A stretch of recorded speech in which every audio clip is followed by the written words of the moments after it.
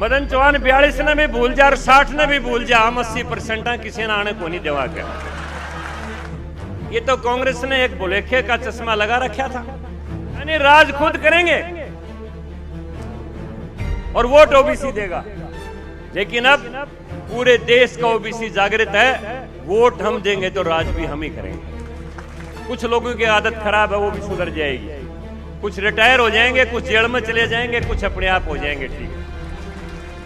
जिस दिन क्लास 1 अफसर हमारे पिछड़ों के बन जाएंगे, आधा है तो अपने आप मिट जाएगा। के सारे आर्टिजन लोग हैं, सारे के सारे मेहनत कश लोग हैं।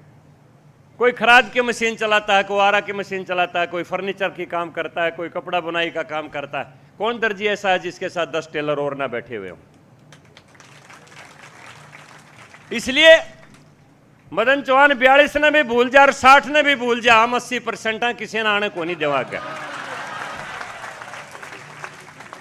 और हम जब साथ खड़े हो गए, 10 साल 20 साल 25 साल की बात ही छोड़ दो, जब तक ये दुनिया रहेगी पिछड़ों का राज रहेगा। क्यों? ताकत हमारी है, वोट हमारी है। ये तो कांग्रेस ने एक भुलेखे का चश्मा लगा रखा था, इनको सब्सिडी का जीवन दे दिया। आजादी के बाद इनके उत्थान के लिए योजनाएं नहीं बनी, क्योंकि मैं 1980 में जिस समय मंडल कमीशन की रिपोर्ट आई और इंदिरा गांधी संयोग से दोबारा देश की प्रधानमंत्री बनी, उस समय कर्पूरी जी ने आंदोलन चलाया था, उनके साथ पूरे देश में हम गए थे मंडल कमीशन की रिपोर्ट को लागू करवाने के लिए। उस समय हमारी आंखें खुली थी कि कांग्रेस ने इनको बंधुआ बना रखा था।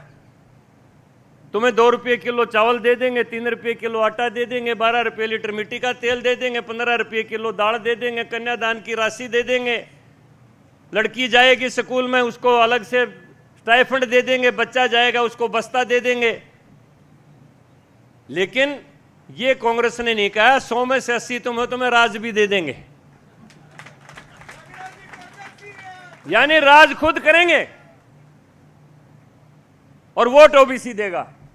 लेकिन अब पूरे देश का ओबीसी जागृत है, वोट हम देंगे तो राज भी हम ही करेंगे, कोई दूसरा नहीं करेगा।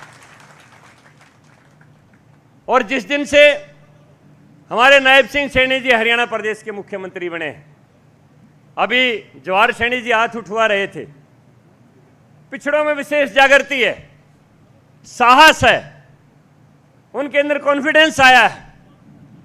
लेकिन फिर भी बहुत सी बातें हैं, अभी कुछ लोगों की आदत खराब है, वो भी सुधर जाएगी। कुछ रिटायर हो जाएंगे, कुछ जेल में चले जाएंगे, कुछ अपने आप हो जाएंगे ठीक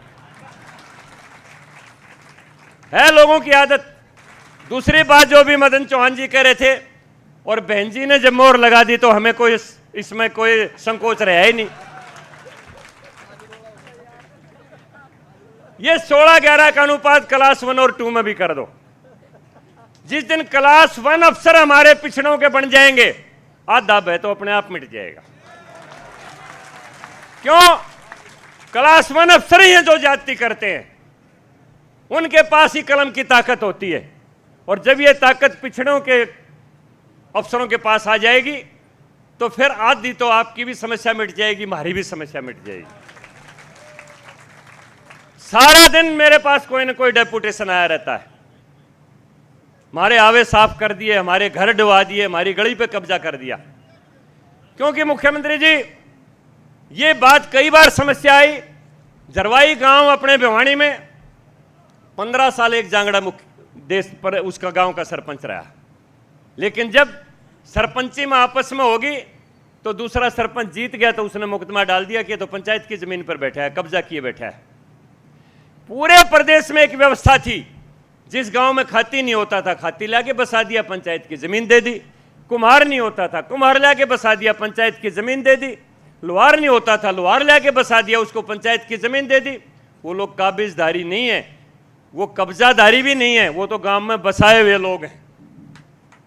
उनको अगर कोई उजाड़ता है, अभी लोहारू के अंदर एक घटना हुई है, 200 साल पहले लोग लाके बसा लिए राजस्थान से, और वहां पर रोड निकल गया और जब जमीन की कीमत बढ़ गई तो उसकी दुकान के ऊपर कब्जा कर लिया, क्योंकि दुकान करोड़ों की होगी।